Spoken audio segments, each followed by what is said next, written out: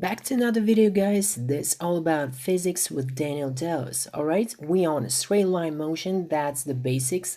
And today I want to clarify questions about how to find average speed. So make sure you understand that speed is different from velocity because speed is the value or the magnitude of the vector, while velocity is the vector. So that means right now we are talking only about magnitude. We're talking about straight line motions. Means we need to describe the motion, we need to have just one single x-axis, for example. And let's consider first the definition of what average speed is. So for example, if you have some interval from 2 points A to B, and let's say you have a car which travels with a speed which is constant and direction is not changing, for example. So that means we can set up velocity as the constant vector directed from A to B. Okay, so let's say the car requires t as the time to cover distance from A to B.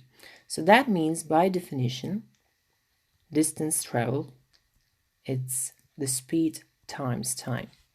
So in this case, we don't care about what speed we need to mention. So the speed is not changing, so that's why v value is not gonna be changing, it's gonna be the same all over the distance AB.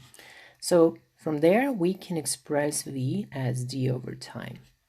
Okay, but what if the speed is changing? For example, for some part of the interval on the way from A to B, it might take several values. How to define the speed in this case?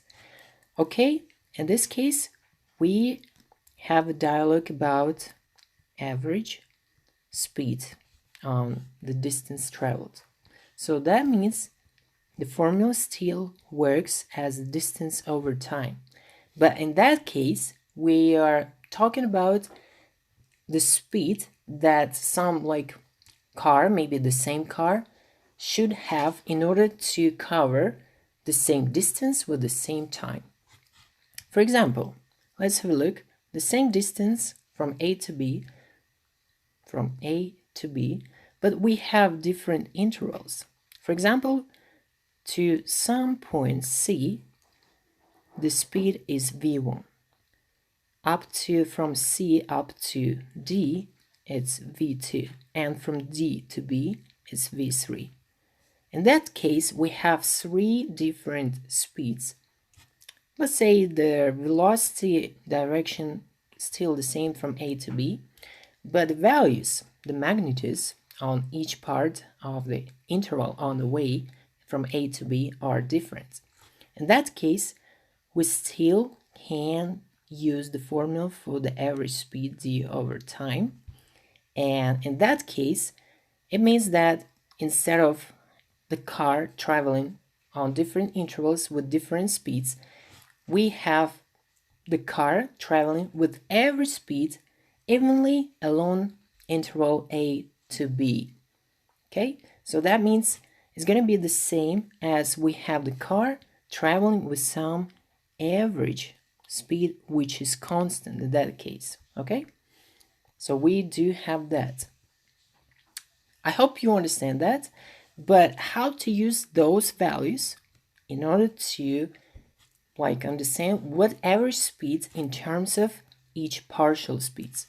In that case, we simply can work out average speed as distance over time. This is by definition, but instead of distance, we will use several distances. All right, for example, the first is going to be d1.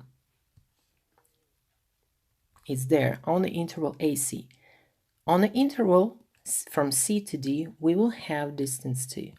And on the interval from D to B, we will have d3.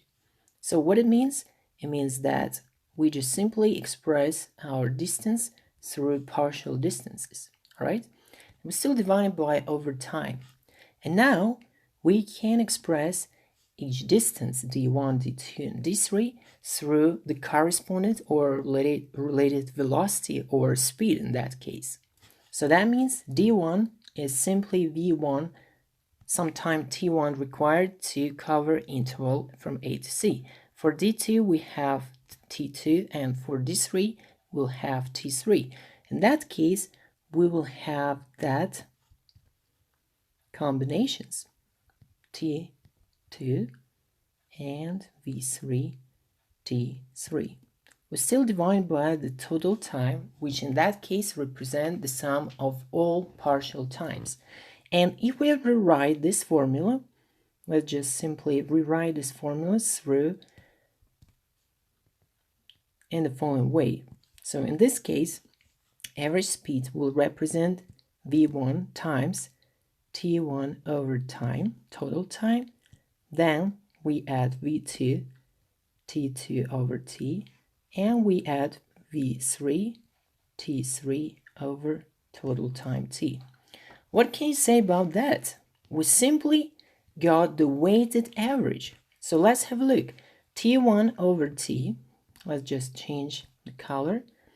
So this is simply weight of partial time t1 in the total time.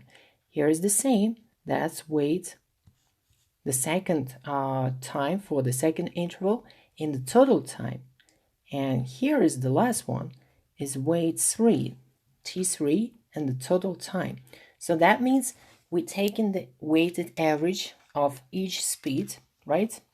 So sorry, we're taking the weighted average for the total speed in order to calculate that. So that means we've got an expression that it's not arithmetic mean, so that means this formula doesn't work. It will work only in a specific case over 3, so that doesn't work. So that means we need to use only this formula, so that's why I just erase that, saying that that doesn't work in general case, and we need to stick to this pattern. So if we generalize that, we can rewrite as the following. Let's go, let's move next. We can generalize and say that average speed is the weighted speed over the time intervals. So that means we can create the general formula for the weighted average as VI's TI's over the total time, I from 1 to n. If we have simply the assumption that on each partial intervals VI is constant for each partial interval. Okay, interval from I from 1 to n. Okay, so hope you understand how it works. In a case just a specific problem, you just need to make sure you stick to the formula, or at least you understand how to rearrange that in order to find unknown values. Okay, and this is the sort of general formula for n's intervals for the average speed in order to be calculated. So in the next video, I'll show you a particular problem for that. That was little, I think, brief explanation how average speed can be calculated. And using the problem, in the next video, I'll show you the difference. Why actually you need to stick to that formula instead of using arithmetic mean for the average. So average speed is not arithmetic mean. We'll have the difference, and I'll show you in the next video while considering a particular problem. Hope you like that. If you're new here, subscribe please, and share this video and all other videos to anyone who's interested in math and physics. That was Daniel Dallas, and see you next time.